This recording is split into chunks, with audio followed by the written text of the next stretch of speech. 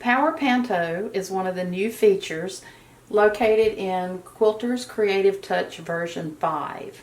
So as you can see, I already have my quilt loaded on my frame. And I have the glide foot attached to the machine. I like using that foot because it rolls over the different thicknesses of your batting nicely. Also, if your foot comes off the edge of the quilt for any reason, it doesn't get hung as it's coming back onto the quilt. So I use this foot quite often. So once you have your program open, we're going to touch Pantograph. And it's asking us to set our safe area, so I'm going to go ahead and do that and set the safe area of my quilt. Set the safe area of my quilt. I'm first going to move my machine over to the top left, and I actually like to go to set my safe area above the quilt and to the left of the quilt. Touch top left on your screen, and now it tells you to go to the bottom right, so I'm going to move the machine over to the bottom right outside of my quilt area and touch bottom right. So now in this screen, we're going to select the Panto mode that we want to use. So I'm going to touch Panto Mode Power. Here we have the new Power Panto selection. We have Easy, Basic, and Advanced. Those we had in the previous version. So I'm going to touch Power Panto.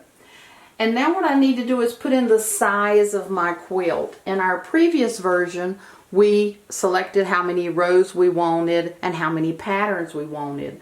But with this version, which I think is much more simplified, we can just put in the size of our quilt. Now there's two ways or several ways we can do this. One way is we can actually use the measuring tool in the program and measure our quilt, or we can just go in down here, total width and total height, and put in the height and the width of the quilt, which you would have previously measured before you put the quilt on the frame. So let's work with the measuring ruler built in.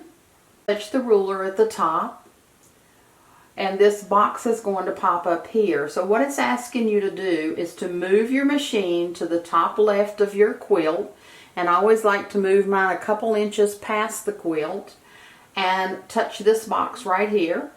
Then it's going to ask you to move your machine to the far right, and I always go about a couple of inches past that, and touch the box on the right.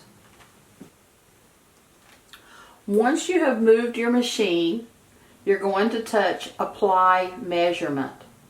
And you can now see that the total width of my quilt is 41.5. And the height, we haven't measured the height yet. You're actually going to have to put the height in manually. So touch height, and I would have pre-measured my quilt before I put it on the frame. And I know that my quilt measures 40 inches, so I'm actually going to put in 42 inches, just so I have a little wiggle room there. Now the total width is 41. I could leave it there. I'm actually going to change it and also put 42 on there. And now the total width of my quilt is 42 and the total height. The other way that we could have measured and put these measurements into those boxes is just to have measured the quilt before you got started, touched the width and the height, and entered those in there. But don't forget about the measuring tool built in. Sometimes you get in a hurry and you forget and put it on the frame, and now you're like, oh, I didn't measure it. So that built-in ruler is very convenient for that. So now we're going to select our pattern. We're going to be using a continuous line design because this is a pantograph. So make sure that we touch continuous line at the top, and then scroll through your patterns and choose a pattern. For this one, I'm going to use the curl circle, and I'm going to open that pattern. And you'll see that it opens completely in, where before we had to do the rows and the patterns. This actually calculates it and puts it in there for you. So if this looks good to you, you could start stitching. But there's some other things that we can do in this screen. And one of those is, I don't really like these areas up here where it looks like it's starting to quilt. So I kind of want to get rid of those. We have spacing right here. We can do vertical spacing and we can do horizontal spacing. So if I hit vertical spacing, I can touch the plus until those go away at the top, so I don't have those extra pieces that are going to try to stitch. You can also do horizontal spacing, which means you would spread your designs apart. Be careful when you're doing that, because if you spread your designs apart and you break the connecting line, you will actually have either a jump stitch there or a start stop there where the line has been broken. So I'm going to put the horizontal back to 0, because that's the original that I had. And I could have done it this way, or I could have hit the undo at the top. So now if you like that, you're ready to stitch. There's another feature that we can do while we're in this window, and that is we can flip our design around. So here it says flip, and there's multiple ways that you can flip your design. There's a box on the left. If you tap that box, it's going to flip every row. If you touch the one on the right, it's going to flip every other row. If you touch the X on the flip, it cancels that out.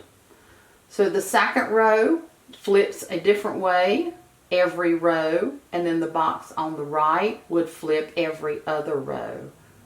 It's kind of a cool pattern there. I like that. I can touch flip to cross X that out. And then the bottom one is a different flip as well, every row or every other row. So you can play with that to determine how you like your pattern. I'm going to go back to my original, so I just X'd out of the flip and I'm back to my original.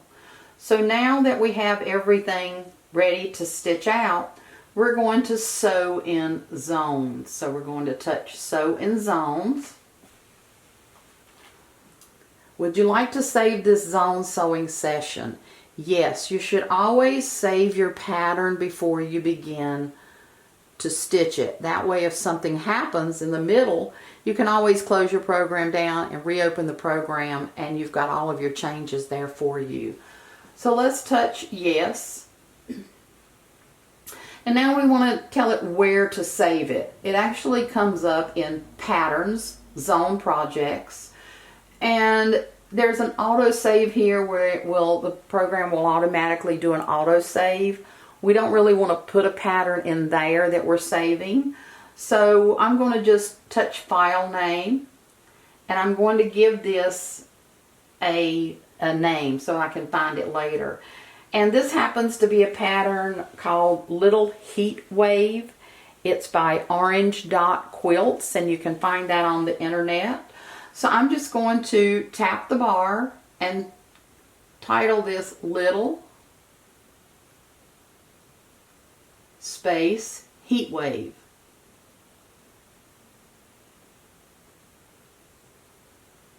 Touch enter. And now I have given it a name, but I have to touch save to make sure that it has saved that pattern. So before we actually start stitching, we need to tell the software where we want to start stitching on our quilt top.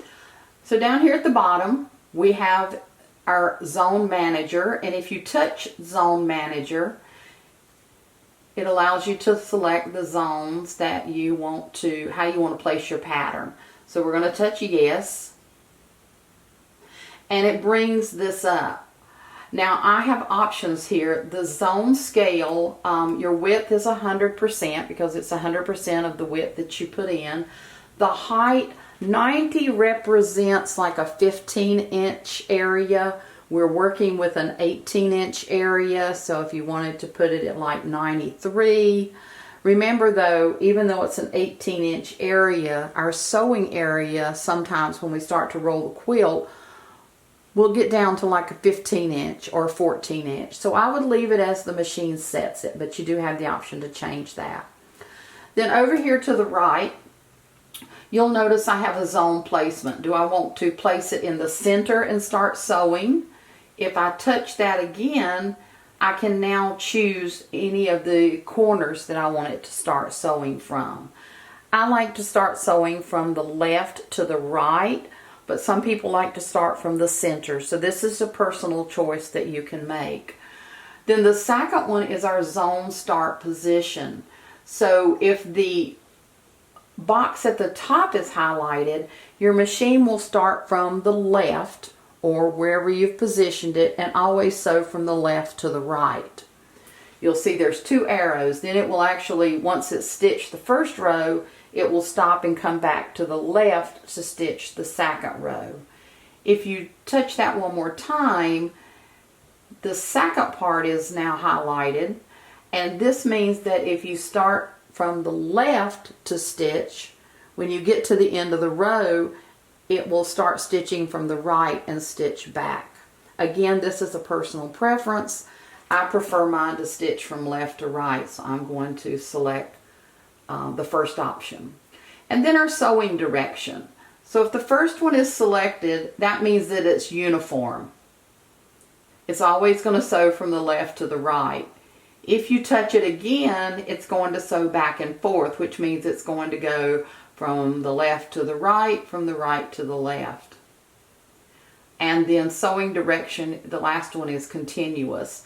I like for mine to be uniform, so I'm going to select the first one. Once you have that set, you can touch OK. It is placing the pattern, and tells you it's now time to mark your starting. So I'm going to move my machine over to the top left because that's how I chose it. And I'm going to touch the top box to start in the top left. I have moved my machine to the far left to the top of my quilt, and I touched A. Then I moved the machine to the right to the end of the quilt and touched B. You'll see C and D are optional. We wouldn't set that here because this is a quilt, a larger quilt. If this were a small table runner or something like that, then you could use C and D. Ready to touch sew and let your first row of patterns begin. When the first area has finished sewing, it's going to ask you to proceed to the next zone. So we're going to touch that box.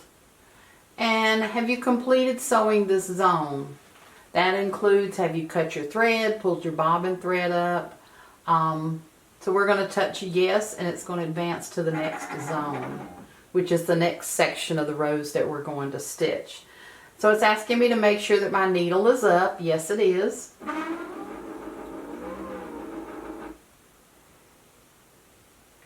And it wants us to mark the next zone.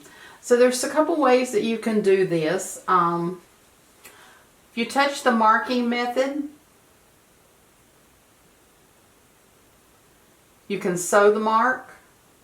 You can pull the bobbin thread and sew the mark, or you can just do a single stitch.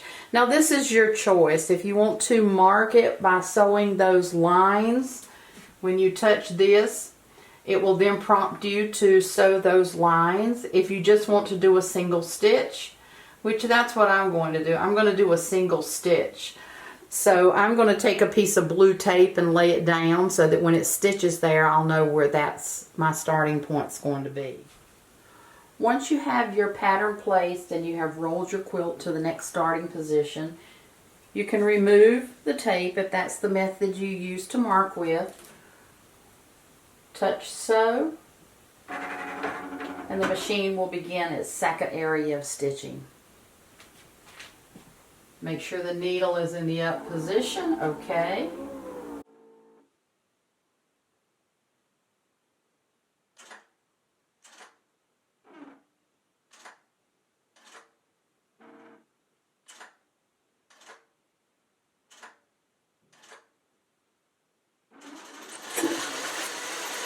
And we're now doing our second set of stitching.